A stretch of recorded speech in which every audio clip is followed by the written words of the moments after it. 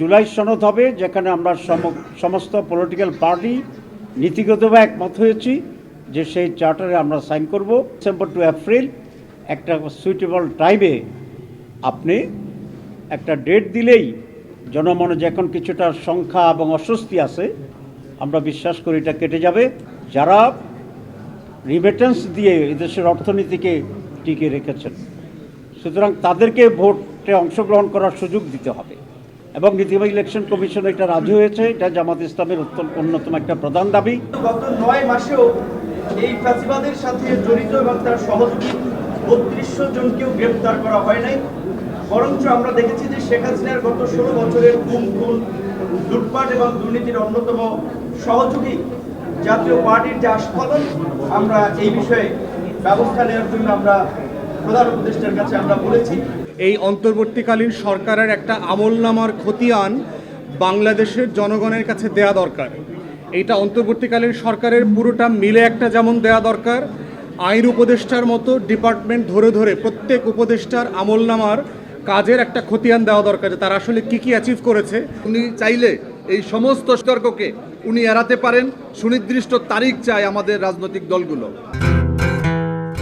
আমরা বলেছি জুলাইয়ের ভিতরে এই সংস্কার সম্পন্ন করতে হবে।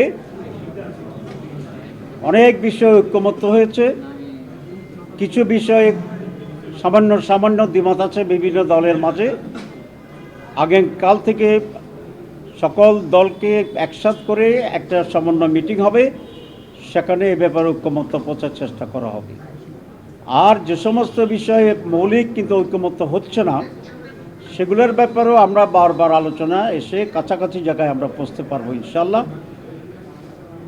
একেবারে ঐক্যমত্য হচ্ছে না এসব বিষয়ে কী করা যাবে সে বিষয়ে আমরা একটা আলোচনা করব এবং জুলাইয়ের ভিতরে রিফর্মস শেষ হবে। তারপরে একটা জুলাই সনদ হবে, যেখানে আমরা সমস্ত পলিটিক্যাল পার্টি নীতিগতভাবে একমত হয়েছি যে সেই চার্টারে আমরা সাইন করব। এরপরে আলোচনা হয়েছে নির্বাচনের তারিখের ব্যাপারে। আমরা দুটো কথা বলেছি। প্রথম হচ্ছে আমরা সকল দল, আমরা ডক্টর মোহাম্মদ ইউনূস প্রধান উপদেষ্টার প্রতি আমাদের আস্থার কথা পুনর্ব্যক্ত করেছি এবং ওনার নেতৃত্বেই একটি সফল, সুন্দর, সুষ্ঠু নির্বাচন হবে এবং নির্বাচন হোক, আমরা এটা চেয়েছি, এটা ওনাকে বলেছি। নির্বাচনের ডেটের ব্যাপারে 3টি বক্তব্য আসছে। মাননীয় প্রধান উপদেষ্টা বলেছেন ডিসেম্বর টু জুন,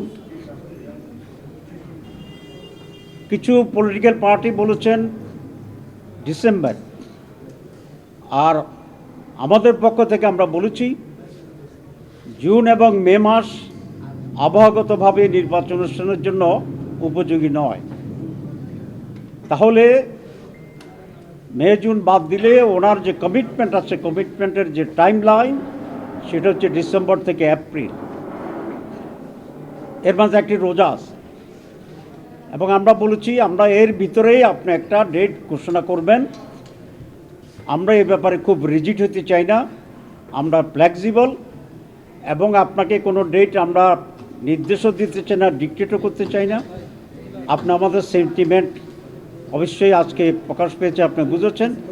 এর মাঝে ডিসেম্বর টু এপ্রিল একটা সুইটেবল টাইমে আপনি একটা ডেট দিলেই জনমনে যে এখন কিছুটা সংখ্যা এবং অস্বস্তি আছে, আমরা বিশ্বাস করি এটা কেটে যাবে। রাজনৈতিক দলগুলো তার নির্বাচনী প্রস্তুতি এবং প্রচারণার জন্য সেদিকে মনোযোগী হবে। কোনো নতুনকরণের কোনো টেন্স সিচুয়েশন হওয়ার কোনো সম্ভাবনা থাকবে না।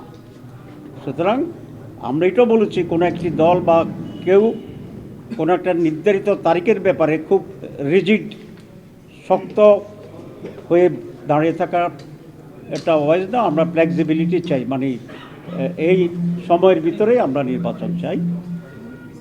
এরপরে যে কথাটি আমরা বলেছি সেটা হচ্ছে নির্বাচনের ব্যাপারে, কারণ সব কিছুর মূলত হচ্ছে একটা সুষ্ঠু, অবাধ এবং স্বচ্ছ নির্বাচন।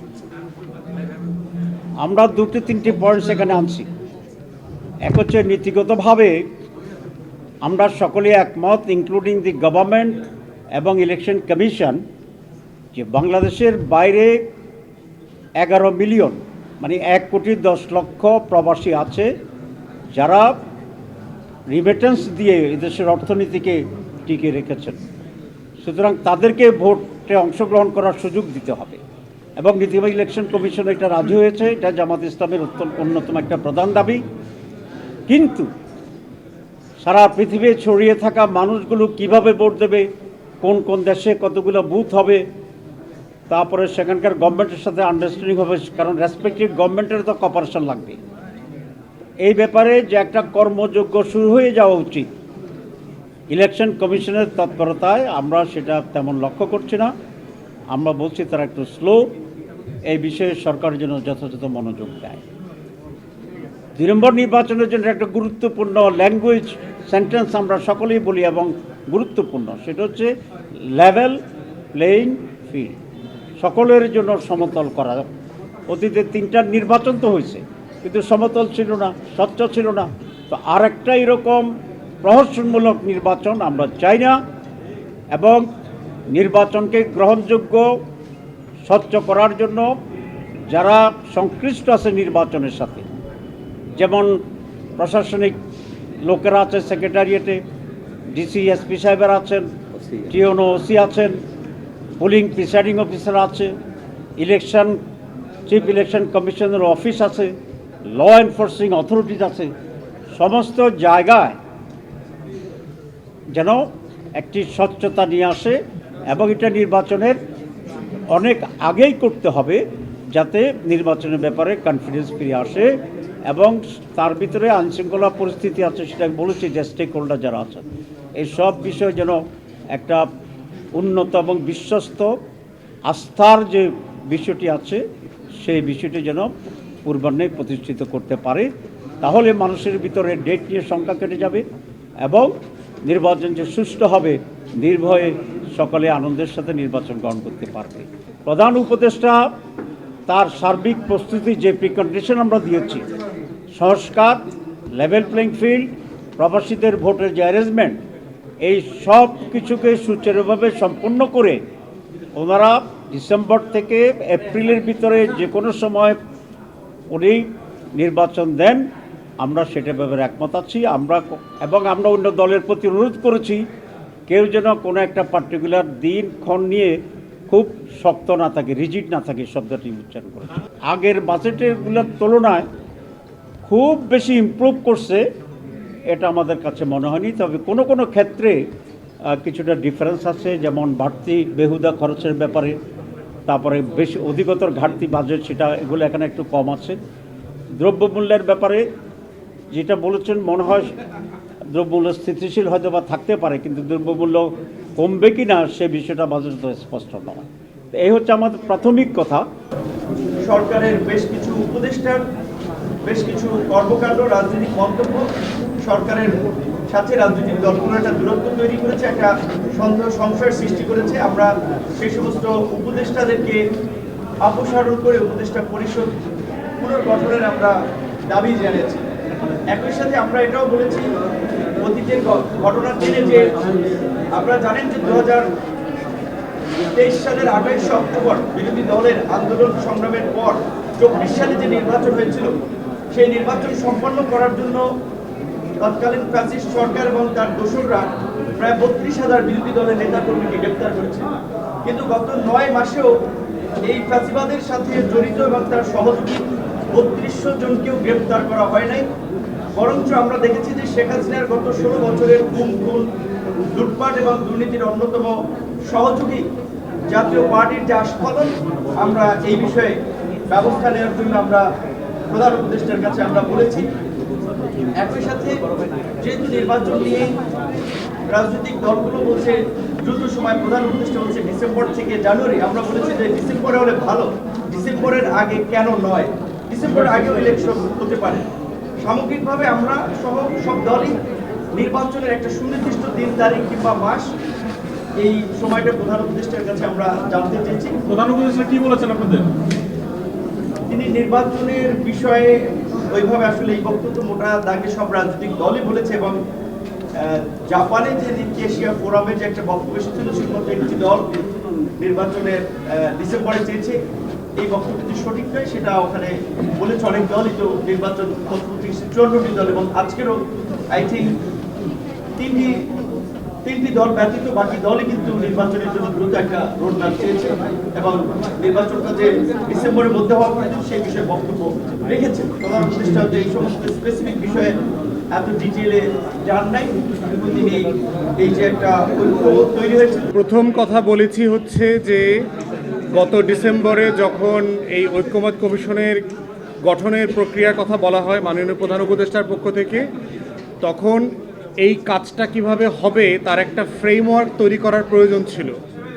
কারণ হচ্ছে যে ফ্রেমওয়ার্ক না থাকলে এই কমিশন আসলে কি অ্যাচিভ করতে চায়, কিভাবে অ্যাচিভ করবে এবং কোন ডেডলাইনের মধ্যে অ্যাচিভ করবে, এই স্বচ্ছতা এবং জবাবদিহিতাটা থাকে না। তো সেই জায়গাতে আমরা মাননীয় প্রধান উপদেষ্টাকে বলেছি এবং যিনি ডেপুটি ভাইস চেয়ারম্যান যিনি আছেন কমিশনের তাকেও রিকোয়েস্ট করেছি যে আপনারা ঐক্যমত কমিশন আসলে কি অ্যাচিভ করতে চান সেটার একটা লিখিত ফ্রেমওয়ার্ক তৈরি করা দরকার।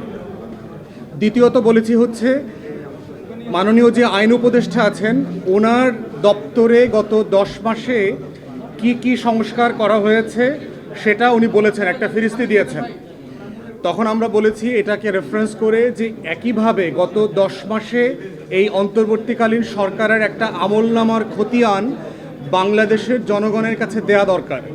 এইটা অন্তর্বর্তীকালীন সরকারের পুরোটা মিলে একটা যেমন দেয়া দরকার, আইন উপদেষ্টার মতো ডিপার্টমেন্ট ধরে ধরে প্রত্যেক উপদেষ্টার আমলনামার কাজের একটা খতিয়ান দেওয়া দরকার যে তারা আসলে কী কী অ্যাচিভ করেছে, এবং তখন ওটা আমাদের জবাবদিহিতার জন্য, স্বচ্ছতার জন্য জরুরি হবে তাদেরকে জবাবদিহিতা করবার জন্য। তৃতীয় আমাদের পক্ষ থেকে যেটা বলেছি সেটা হচ্ছে নির্বাচনের ডেডলাইন নিয়ে যেই তর্ক বিতর্ক ভিন্ন মতটা আছে এটা আসলে দূরত্বটা খুব বেশি না, এখানে যতটুকু না সময়ের গ্যাপ আছে তার থেকে হচ্ছে মনস্তাত্ত্বিক দূরত্বটা একটু বেশি, এবং সেটা আমরা বিশ্বাস করি ডিসেম্বর থেকে জুনের ভিতরে যেই তারিখটাই হোক সেটা আলোচনা সাপেক্ষে সমন্বয় করে সবার সাথে পরামর্শ এবং ঐক্যমতের ভিত্তিতে একটা দিন তারিখে আসা সম্ভব বলে আমরা বিশ্বাস করি। বিপ্লবের মধ্য দিয়ে এই সরকার ক্ষমতায় এসেছে, দায়িত্ব নিয়েছে, কিন্তু আমরা লক্ষ্য করেছি জুলাই বিপ্লবে যেই সমস্ত শাহাদত বরণ করেছেন, যারা নিহত হয়েছেন তাদের পরিবারবর্গকে যথাযথভাবে ক্ষতিপূরণ দেওয়া হয়নি। আমরা লক্ষ্য করেছি যারা আহত রয়েছেন তারা আত্মহত্যার পথ বেছে নিচ্ছেন, তারা বিষ পানি আত্মহত্যার চেষ্টা করছেন, তাদেরকে সুচিকিৎসা দরকার। এখনও অনেকে মারা যাচ্ছেন বিনা চিকিৎসায়, এটা জানি বিশেষভাবে লক্ষ্য রাখা হয়। নির্বাচন প্রশ্নে বাংলাদেশ লেবার পার্টি বলেছে যে আমরা লক্ষ্য করেছি আমরা একদিকে বড় দলগুলোর মধ্য থেকে বিশেষ করে বিএনপি 30শে ডিসেম্বর চাচ্ছে এবং জামাত ইসলামী ফেব্রুয়ারির কথা বলেছে, কিন্তু প্রধান উপদেষ্টা বলেছেন 30শে জুনের কথা। 30শে জুন এবং ফেব্রুয়ারি, মার্চ, মে এবং জুন মাস, এই 2 মাস বৃষ্টি হবে, যার কারণে উনি চাইলে এই সমস্ত সম্ভব এই বিতর্ককে উনি এড়াতে পারেন। সুনির্দিষ্ট তারিখ চায় আমাদের রাজনৈতিক দলগুলো।